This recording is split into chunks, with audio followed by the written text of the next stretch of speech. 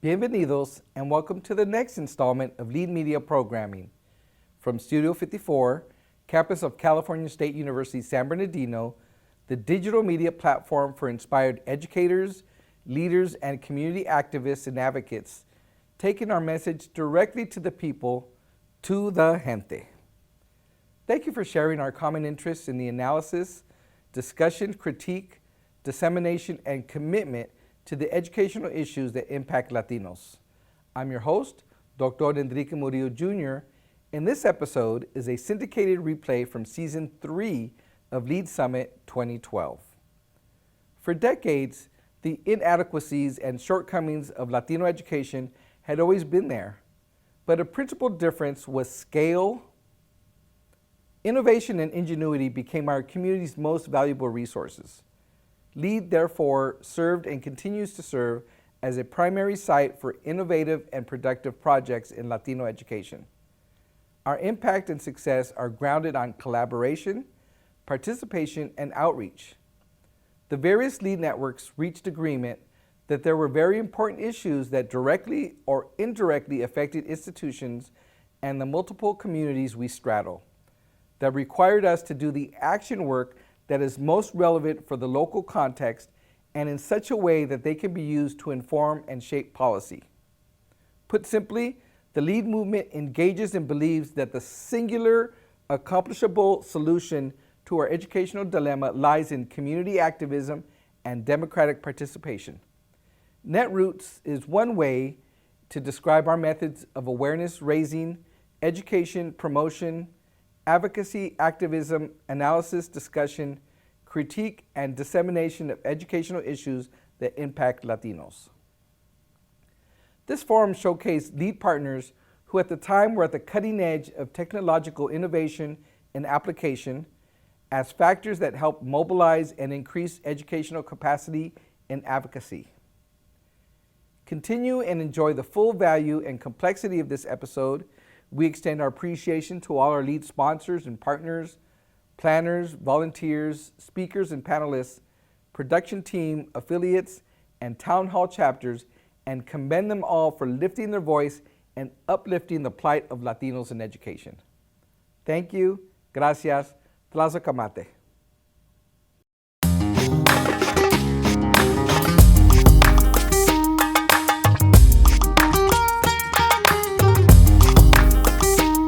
Welcome back, everybody. As we take our seats, I wanted to acknowledge more of our sponsors that I didn't mention earlier. Now, they're in the program, but I just want to mention them by name. Just real quickly, acknowledgements go to Cardenas Markets for other support, Southern California Edison, Telemundo, El Poder de Saber campaign. Also, we want to thank the USDA Hispanic Serving Institutions National Program, as well as the California Teachers Association. We also want to acknowledge Alvarez Lincoln Mercury Jaguar, Alvarez Motors, Arizona State University, Mary Lou Fulton Teachers College, our CSUSB Office of the Dean for the John Fowle Library, and of course, last but not least, the San Bernardino Community College District. Gracias a ustedes. Okay, so now I'm going to turn this over to Ricardo Vargas. Ricardo is the Assistant Director of Recruitment and Evaluations in Undergraduate Admissions at the University of California-Riverside, UCR. This session is made up of some of our coordinators and participants from our joint UCR Puente Lead Advanced Leadership Institute. So I'm very excited to turn this over to Ricardo. Ahí te va. Yours.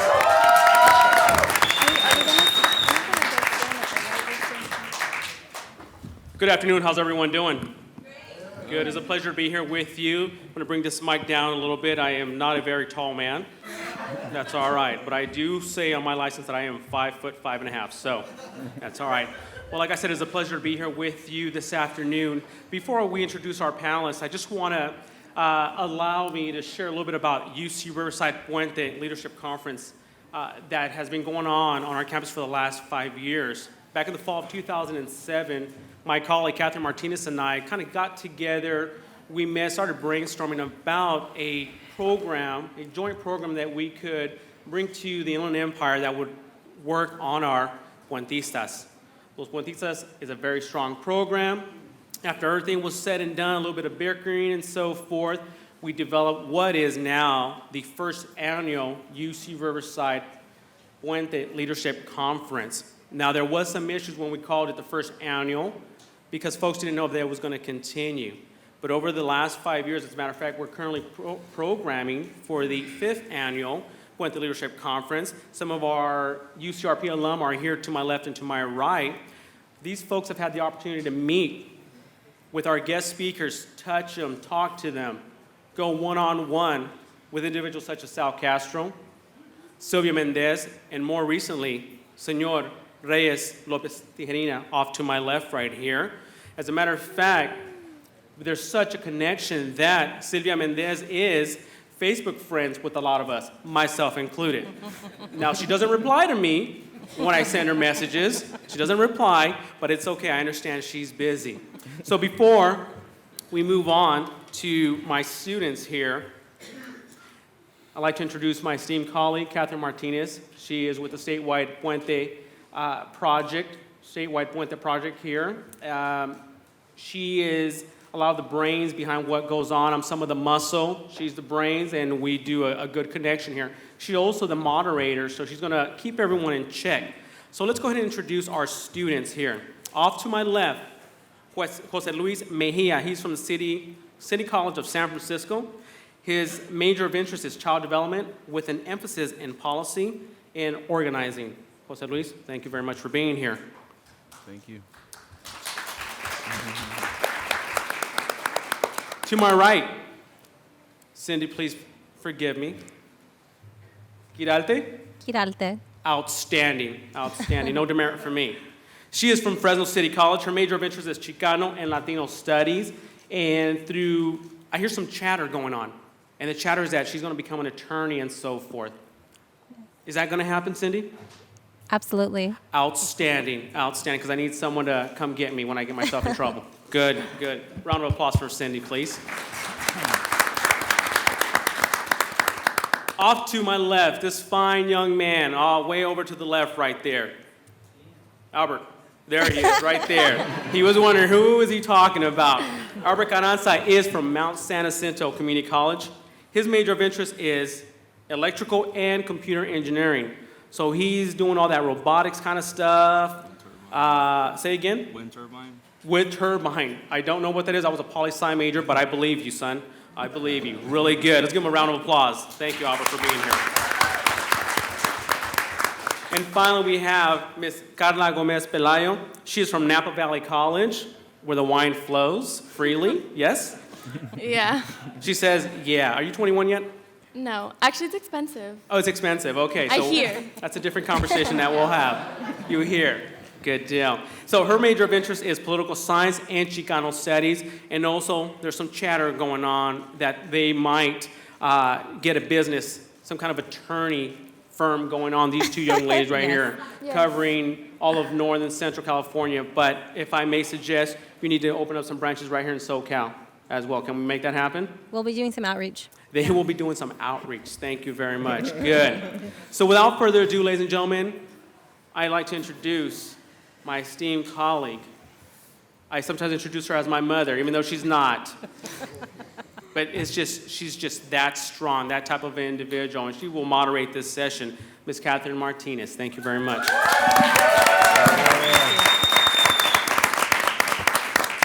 It's always so tough to go on after Rick, I have to tell you. Well, good afternoon, everyone. It's wonderful to be here today. First of all, I just wanted to also thank the lead organizers and especially Dr. Murillo for supporting this partnership, the first annual Advanced Leadership Summit. As Rick was saying, these students have gone through a summer program, and actually we have 20 students total, they're sitting in the audience, who have been here since Monday. They're here from all over the state of California, and they've been in workshops. Our first thought was we were going to bring in speakers so that they could learn. It always goes both ways. We learned so much from them as well, and I'm just in awe of them. They've spent this past week engaging in conversations about immigration, economic development, the budgets on their campus, the crisis, and how it's affecting them. The Student Success Task Force recommendations, which are affecting, community colleges, about to be implemented. And so they've just been engaging in dialogue. So it wasn't, speakers coming in talking to them. They were fully engaged in very meaningful dialogue over this week. And so just so proud of them and everything that they're offering. I mean, these are truly our future leaders here today. But we wanted to go ahead, and we don't want to hear from us anymore. We want to hear from the students because they have so much to say. And so what I'd like to do right now is to start, to have each of them tell a little bit about themselves, the communities that they come from, how they got involved in Puente, and a little bit about their roles in leadership that they've taken on recently. So we'll go ahead and start with Jose Luis. Thank you. My name is Jose Luis Mejia, and I also want to just say first thank you to all the organizers making this happen. It is really just a privilege and honor to be here representing for my community. I am a student, but I'm also the lead program facilitator with the Conscious Youth Media Crew in San Francisco and the Young Adult Engagement Coordinator for Transitional Age Youth San Francisco. And in terms of my personal experience, I was raised in San Francisco and East Oakland by two immigrant parents from El Salvador and Guatemala. And in communities that, like I say, have been in recession-like conditions way before the recession. And that is obviously like our communities of color, our black and brown communities that have been in those type of situations before the quote-unquote crisis. And that affected me. I grew up in a domestically violent household. I was kind of a violent young person from elementary to my youth, and got in a lot of fights. Was one of the labeled bad kids in school, who was used to getting kicked out and had a bad idea of what a counselor was because they're the person that got me in trouble or would kick me out of school. And honestly had no interest in school. I could really say honestly that I hated school, and I was really truant. I used to cut, got involved in slanging and robbing people and just hustling to like make a living and help out my mother, who's got some physical illnesses. And really one of the things that a few different things happened at the time that started changing my life. Of course, one of them is just the realities of what was happening around me, from my friends going to jail, people dying, ending up in the hospitals. But one of the ones that really hit home was when my younger sister ended up going to jail because what I felt was directly my fault, because I taught her the negative street code and street values. And I started to change my life around in senior, senior year in high school, when I got people who really cared about me. And I was able to pull it off and still graduate. But I was one of the ones that, like many of you probably know, graduated just barely, just barely got by, and ended up going to City College and taking remedial classes. And I still wasn't passionate about school, but the thing that started to make a difference for me was Puente.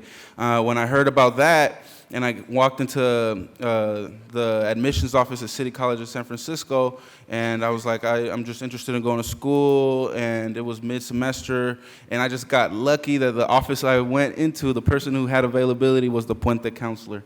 And I was able to add late. He was like a brother who looked like me, was representing my experience, and it really started to change my life around. I started thinking differently about school, and was paired up with mentoring, counseling, learning in classes, Latino literature, stuff that actually reflected some of my realities and the things that I had been going through. And it was something that completely transformed the way that I viewed education. Since then, I've been taking it seriously, trying to do well, and continue doing what I'm doing.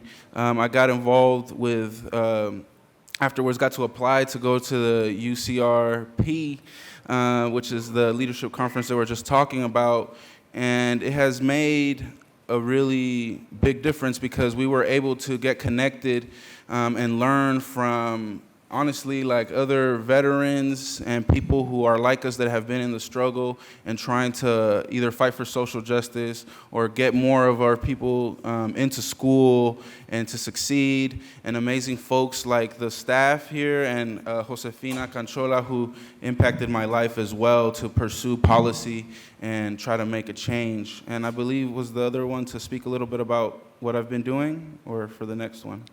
Maybe a little bit about your, we'll fold it into the next question. Okay, I'll Okay. leave it there. Okay, so let's go on to Carla. You can share a little bit about yourself in a few minutes. So again, my name is Carla Nedina Gomez Pelayo, and I was born in Autran, Jalisco, Mexico, and raised in the Napa Valley since I was 3 years old. Let's see. I'm the oldest out of four. I have 3 younger brothers. And growing up, I did pretty well in school, but until I got to high school, being the first to be at that level in my family and to be in such an unfamiliar system, I quickly learned how to play the system. And I quickly started hanging around with the wrong people, and I started skipping school a lot. And I was looking at my high school transcript the other day, and it's hard for me to believe now that I let myself get to about a 1.0 GPA my sophomore year. And after my sophomore year, I became involved in a leadership program at my high school that really just started tapping into all my potential to really be a leader, to be outspoken, and to really start shaping my identity as a Latina and as a female. And I was able to then really just develop a hunger to learn and to really see education as a value and begin to develop motivation that I lacked when I first entered high school, which resulted in my poor grades. And I was able to graduate, honor roll, really good grades, and make a really big shift. And since then, I've just held myself to really, really high expectations. I want to hold that for my brothers as well and for myself, and especially because my parents brought me here to get opportunities that I was wasting. And I just really want to make the best, like many of you may share, just really come to do well and to get the things that our parents couldn't. So I enrolled in Napa Valley Community College after I graduated high school in 2009. I didn't have the A through G requirements to be able to transfer straight to a four-year university, so I knew I had to go to community college and start to understand the system. And thankfully, I met Alex Guerrero. He's the Napa Valley College Puente counselor, because Puente has 2 main components. It's an English class and a counseling class, and it's a whole year. And I was able to enroll in that my freshman year of college, which really helped me transition from high school to college and begin to understand what it meant to be in college, what it meant to be a student in college, and the skills I had to gain and the rigor I had to instill in myself to just have a good work ethic and maintain really good grades for myself. So from the Puente program, just meeting Alex and the counseling class really helped me navigate the system and understand what I had to do so I could transfer successfully. I'll be transferring this upcoming fall, as Rick said, Chicano Studies and Political Science. I'm not sure where. And as far as after I finished the Puente program, 2009 to 2010 school year, I was selected to also participate in the Riverside Puente Conference.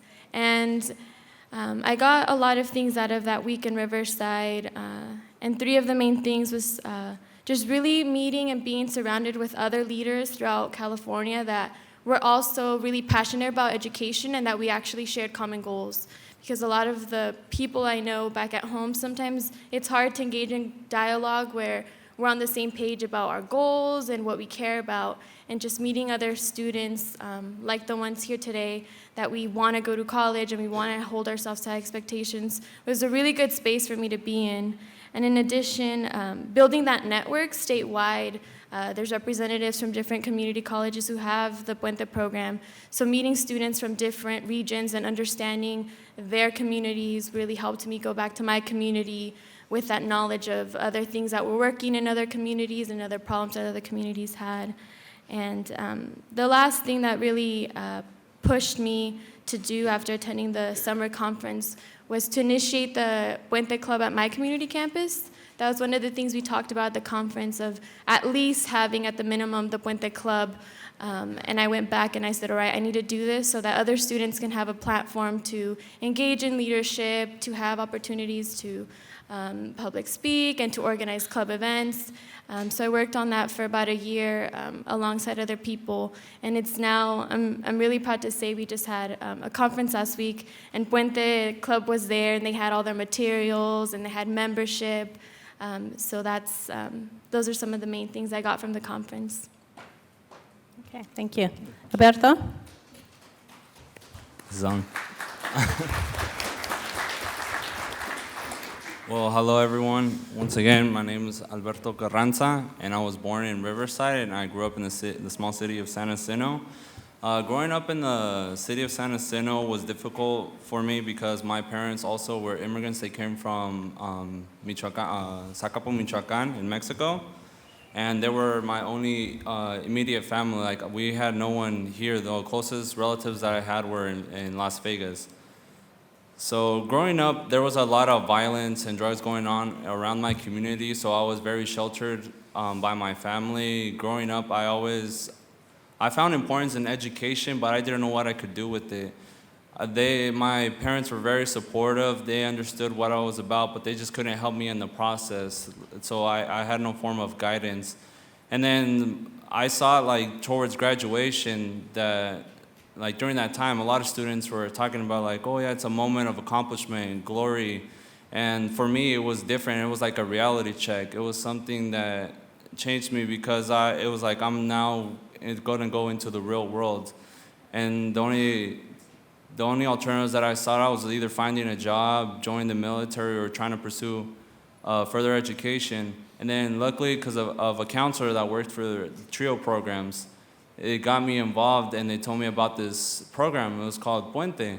And I was like, oh, what's Puente about? So I got into Puente, and I liked it because the instructors and counselors were just really involved with the students. And furthermore, I never sought out to seek leadership roles throughout my community, being that I was so, like, in a sense, sheltered, and I didn't know what I was aware around me. I didn't know what social injustices were going on around my community. So once I was through the Puente program, I sought out to be involved and be proactive within my community, because that's when I started seeing the injustices that were occurring in my community. And then luckily my instructor told me to sign up for the UCR Puente conference, and I got selected to attend the UCR conference in 2010. And through the UCR conference, it enhanced my leadership skills, which I took back to my community, and as well the workshops that I learned, they helped me to be able to implement what I learned from these workshops and who I met there to my community. And then after leaving the conference in 2010, I started the Puente Club at Mount San Jacinto College, and I became president of the club there. And one of the things that I addressed with my club was alternative schools, because being of the high dropout rate in my community, I wanted to target alternative schools, being that there's no form of representation in my community, so I just wanted to be, in a sense, a voice for them. So I started with my club a conference called CHALE, and CHALE stands for Communities Having a Learning Experience. And with that, I know I use that in a sense, like, I brought it to as a form of expression of, like, we're sick of not being heard. Like, well, we're like done. Like, we want to be heard. So I brought from 4 different alternative schools from the community towards our campus, and we just try to make sure that they would attend and pursue a higher education. And then also, in addition, being that I'm an engineering major, I really emphasize the STEM fields. And I'm currently working with a friend of mine who works for the Paris district, and it's the Gears to Robots. And what Gears to Robots is a nonprofit organization that helps teach middle school and high school students hands-on activities that actually apply to real life applications. Sorry about it. And then after that, I've just been involved. I currently work also for TRIO programs, and I'm a student worker, and I assist students with anything they need. I just feel it's like an obligation that I got out of Puente that I have to give back to my community, that it's our duty to be there and represent for these students, especially the ones in my community. And it saddens me that a lot of students are not in the STEM fields. Like watching at the beginning, I don't know if many of you guys saw the film, the STEM novelas, and it was in regard to parents understanding the hardships that a student has. And then I just try to help students that are in the STEM fields, being that I'm in the same situation that they are, and I'm just hoping to just try to change not just my community, but just this country and the world.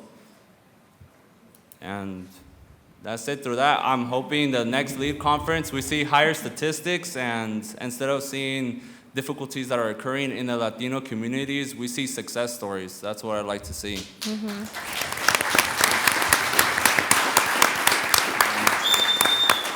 Okay, and finally, Cindy. Hello, everybody. And first off, I want to say thank you for giving us such a great opportunity to have our stories be heard and to speak well of the Puente Project and how it's been instrumental in all of our successes. So thank you. My name is Cindy Quiralte. I'm from the Great Central Valley here in California, not the Imperial Valley, the Central Valley. I'm originally born in Merced, California. I'm a student now at Fresno City College.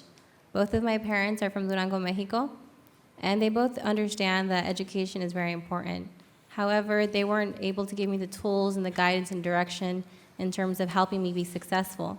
In high school, I remember a lot of my teachers always telling me, Cindy, you could do so well, if you just apply yourself more. I didn't really understand what that meant, to apply yourself. I was like, well, I like it, but school didn't really seem like it was for me. And echoing some of the same concerns at high school graduation, many people were so excited about going on to colleges and applying and hearing back from schools, and I didn't know what that felt like. I didn't experience that same joy in terms of knowing about deadlines and how to go through that. So I enrolled in the local community college, originally at Merced College first, and had no direction whatsoever. Just walked on campus, very lost. And I just started taking classes, and I found that there was a certain pattern. My transcripts, looking back, I was like, wow, there's some D's, there's some W's, there's some I's, because I felt in that time frame of my life, transitioning from high school to college, that what was most important was work. Understanding that, in my family, in my cultura, we have a strong work ethic. However, sometimes that's not applied to school and education. So I was trying to balance working and going to school, and that's something that led to, my failures in the classroom. And I realized those issues that I was having.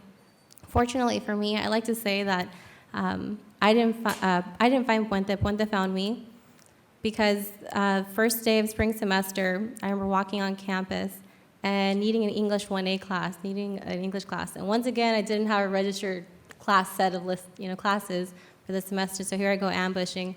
And like Jose Luis had mentioned, fortunately for me, I walked into the Puente class, and the professor there was like, you know what, we have room for you. We have room, we'll make room.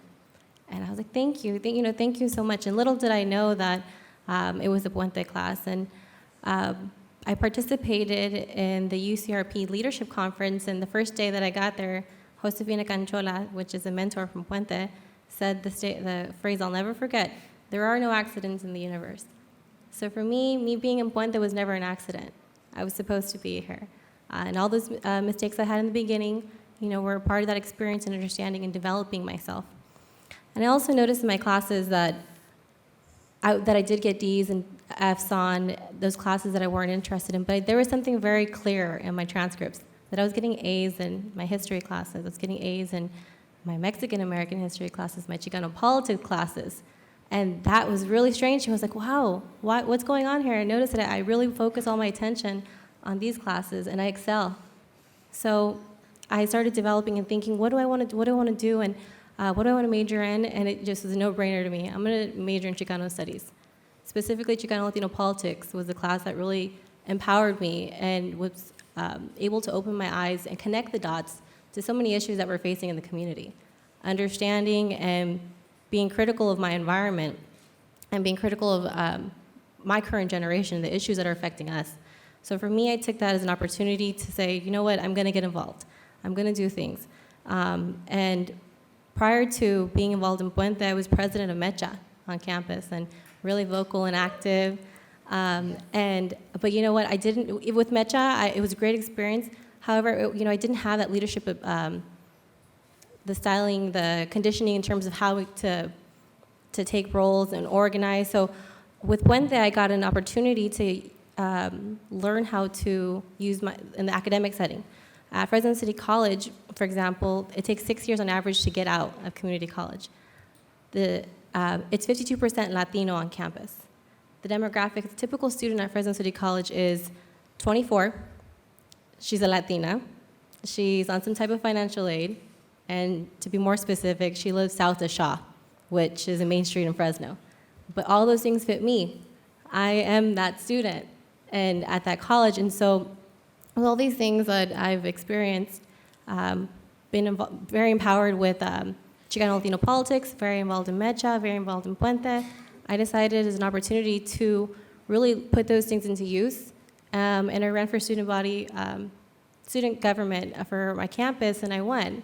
And to me, it's very important because I'm the first Latina president of that school, and the campus is a 100-year history. And to me, I believe in representative democracy, and I represent the student body. And so those are things that I have learned and have put into practice on my campus. And I also would like to mention that education isn't, something I've learned, that education isn't only for you. It's not for the individual person, it's for everyone. For me, my education is for my dad, my grandpa, my little sister, and to lead by example for all the sacrifices that were done before me, and make use of those opportunities that we now have. And I make it a point to organize with my little sister, my cousins, and even convince some of my older cousins to go back to school and take it upon myself to use all the things I've learned and share back with my familia. And that's something that Puente has taught me, to be very family-oriented. So thank you.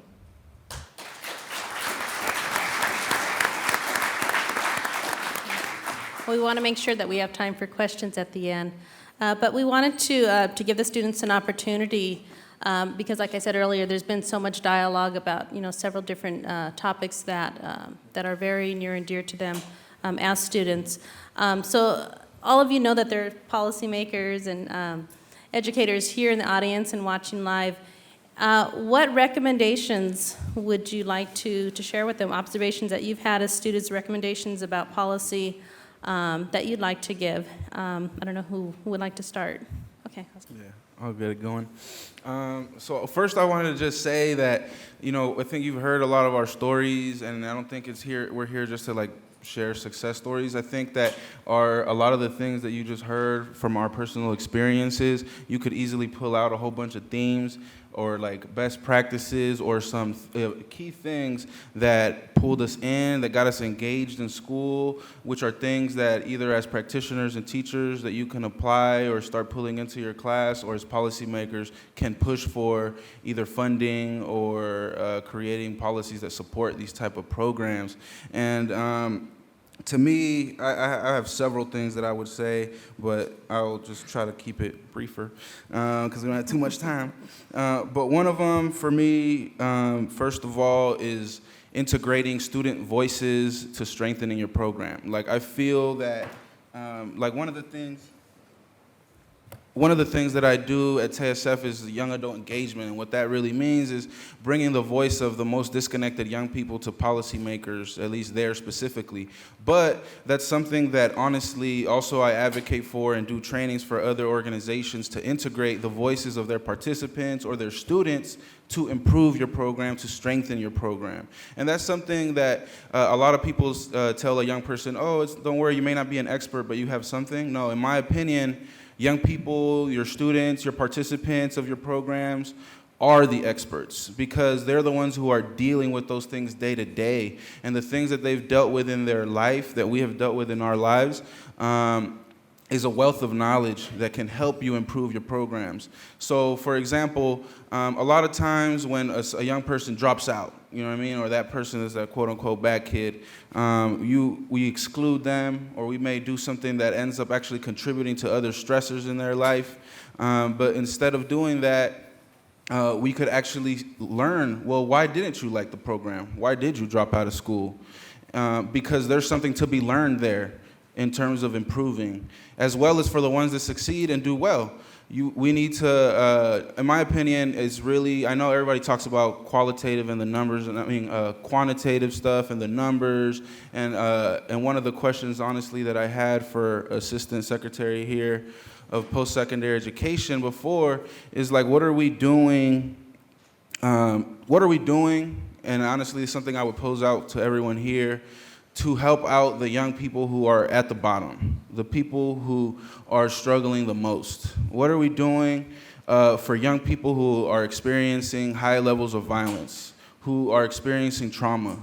What are we doing for folks in poverty? You know, because we know that when young people are dealing with all these other barriers outside of the classroom, it's affecting the classroom. We know that. You know, like sometimes you might have a student who comes in, he's falling asleep in your class, and there's two things you could probably do. You could be like, man, you keep falling asleep in my class, you're out.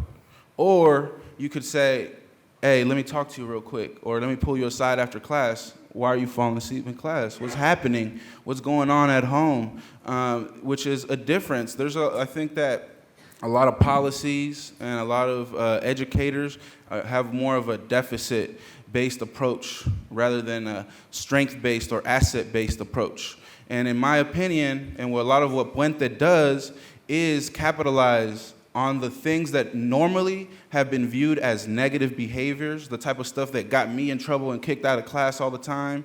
And those would be the things that people would say are bad, rather than saying there are qualities there. There are some assets there. When I learned how to slang drugs and get money on my own in the street and get creative to help out my family, there are entrepreneurial skills there, business skills there. And you know what? That sounds funny, but it's not. It's a fact. You know, it's a fact, straight up.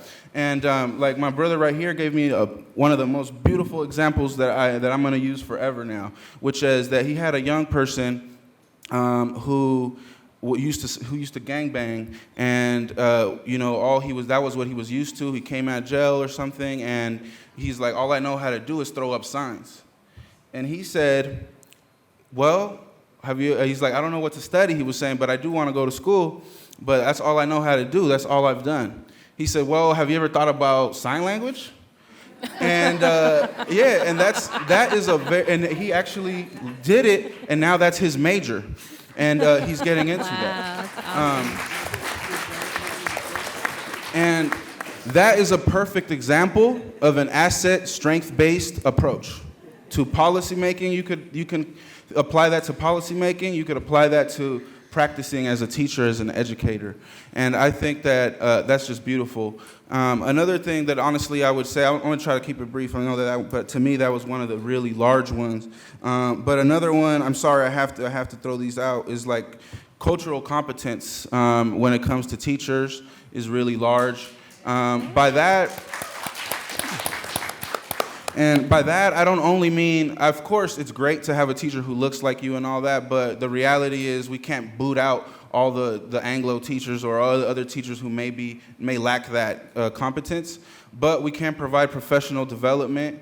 We could give them reality tours in their community so they could understand what's going on in these young people's lives. We can do things to help people understand what these young folks are dealing with, and that will change the way that they handle situations in the classroom. That also may change the way that policymakers go about allocating funding as well. Another thing that I think is really huge that I have to say is high standards. I really do believe that our young people are capable, and I know we are all capable of going to any Ivy League school, performing like any privileged kid who has all the resources in the world. And I went with one of my brothers right here, Renee, from San Francisco. We went to one of the jails in the Bay, which is supposed to be the worst one for youth with violent crimes. And we asked them, like, so what are your classes like? And they were straight up, like, very, very clearly, this is the one I like, it's the one I hate. The one they hated was the one where they treated them like they were less than. The one where they were treated them like they were dumb. The one, they were giving us examples of like easy work that they gave them and just like stupid tasks that were very simple and honestly were insulting to their intelligence. And the class that they loved was the one where that teacher raised the bar hella high and where the teacher expected the world of them and where the teacher challenged them to meet that high bar, but not only challenged them, supported them with resources, would stay afterward, mentor them or tutor them, whatever it is, so that they could meet that high bar. And I think that that is applicable to policymaking because I think that all schools here should be having the standards to graduate from high schools should be meeting the A through G requirements or whatever requirements it is to get into a post-secondary four-year school. But coupling that with real supports so that they can meet that. Because we can't just raise the bar like we're doing with the Student Success Task Force for community colleges without supports. So that's what I would tell you. Okay, Thank you. Thank you. So we can take a few questions. I don't know if there's any from the web or, okay. Good afternoon, Randall Siniceros, Colton Joint Unified Board of Education. I'm just struck by the openness. You're willing to engage and talk about your personal lives. But as a school board member, a governing board member, we set policy. Can you talk a little bit about what we need right now to keep our kids in school? What do you think, where are we lacking right now? What can we do? Is it because we're not providing a quality education? Is it because we're cutting back on programs? Is it because maybe you've not related with your counselor? Can you talk a little bit about that? Where do we need to apply our resources right now as many districts are struggling to deal with the deficit? Okay, I can answer that for you, Please, and thank you for having that question, because as you know, in my role as president on the campus, I sit on a lot of campus committees and deal with a lot of administration, chancellors, and board of trustees, and have these types of discussions and try to bring them a student perspective and have them understand that it's a very different time to be a student compared to when they got their education. There was a lot more resources. As students now, we have to remember, not as students, but as admin and professionals, to remember that students are they're in survival mode. Majority of students are really sacrificing to be in school, juggling so many units, work, family issues, and we're on survival mode. So, because I constantly hear many students are apathetic, they don't care, they're, how do they not understand, they're lazy. That's not the case. It's Maslow's hierarchy of needs. We're not able to think and rationalize and be critical until we have the basics and understanding that. So something we've been doing on campus is, one, making it a point to be more vocal and communicate with the student body as soon as possible. The chancellor has been actively involved in that in my district. Also, we've done psych services training for professional development for all the staff and faculty, so they're aware of some of the issues that our community is facing. I think it's very important to get to the ground level and connect with the students and hear their issues without making the decisions in a very rash way. Unfortunately, the state budget cuts and the federal budget cuts are putting students in a very hard position and making us be very competitive on things. However, that's excluding so many students and creating like a surplus population of people that aren't going to be educated. So I think in terms of connecting with your student body, understanding the realities in which we are dealing with, and trying to come up collaboratively with all the constituent groups to try to create policies that would support the students now and not so much look at it as an issue of they're being lazy or apathetic, they're not involved. No, that's not the case. We do care. And I think it's important for us to be creative, innovative, because the definition of insanity is trying to do the same thing over and over again and expecting a different result. That's not going to happen anymore. So I think I commend you on your asking the question and trying to get involved, but it really starts with a conversation from the people on top to the students, because we have to remember we're there for the students. For us, we're the next generation. And so I would say to just really work with the student body.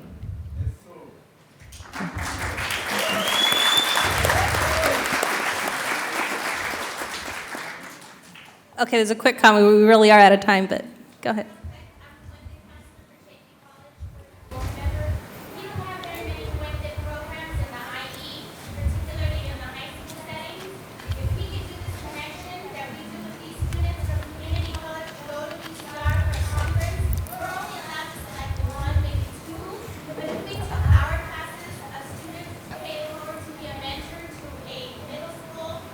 Awesome. to make sure that they get to college, that would be great. So the conversations, I think, between the boards, superintendents of K through 12, to work with our community college students, these are our students, and they want to be a mentor. They've been mentored, they're here representing, but they need to mentor our next generation as well. Yes. It doesn't cost money, it's just time and making sure that we make those type of alliances. Thank you. Thank you. I think that- So I got permission from the head honch. He says so. So I think I really appreciate that comment, and I think that is tied to what the brother from the policymaker from the Board of Education, I think, who came up, is I do think, I agree, like we need wraparound supports. That's one way that I would say our young people need wraparound support, meaning mental health services, counseling, tutoring, mentoring, as well as leadership development. Because again, that goes back to using people's quote unquote negative things and looking at them as strengths to build upon. And that relates to what the sister was just talking about. One of the things we're doing with our student organization at City College is exactly that. We're actually just started a mentorship group where we're working with middle school and high school students, specifically doing group mentoring and exposing them, talking about the realities of our barriers and how we can overcome them. And we're going to be taking them on college tours, taking them to our school, and just exposing them. And I think that's one of the real key things you could do is use your resources that you already have, which is young people who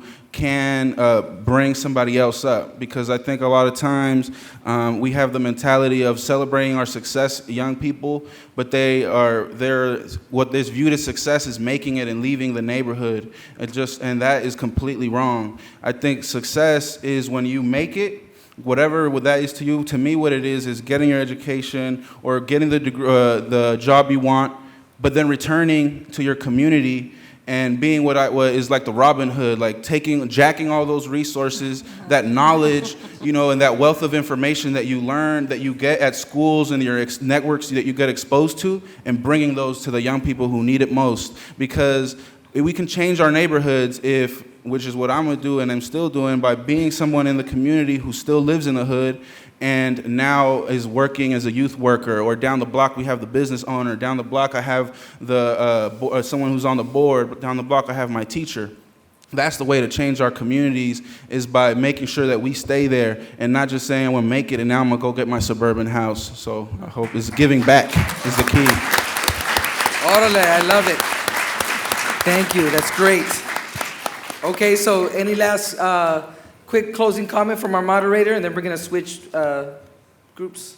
Just want to thank all the students. It's just been a privilege and an honor to be working with them. You have no idea. We've been up till like 12:30, 1 o'clock for the last couple of days as these students just wanted to keep engaging in conversation. So I would encourage all of you, if you want to talk to them afterwards, all these other students as well, if we could have had them all up here sharing their stories, we would have. But thank you to all of you. Que viva Puente, pues. Que viva Puente. How's that? Viva! Que viva Puente. Viva! Thank you, our students. Okay. So that was a fantastic panel. I mean, these are the kids that we're trying to get to in the first place, and now they're doing it and they're moving forward. Well, I have to say it was definitely an impressive group of young people that were keeping it real. They were talking about very real. They were talking about their experiences, talking about the challenges that they face, talking about things, what it means to be part of an immigrant family, about cultural differences that exist, and the importance of having mentors in their lives. So I have to say they were quite impressive. What was impressive to me was the idea of, again, they have entrepreneurial skills. Again, don't discount some of the bad habits. Some of the good habits can actually come out of that. And then the thing about the signing, he was, what am I going to do if I could just throw signs? Well, I'm going to throw signs. Sign language. That was a fantastic story, wasn't it? Absolutely. But yeah, these kids are definitely, they serve as role models. They had role models and fortunately now are serving as role models for others.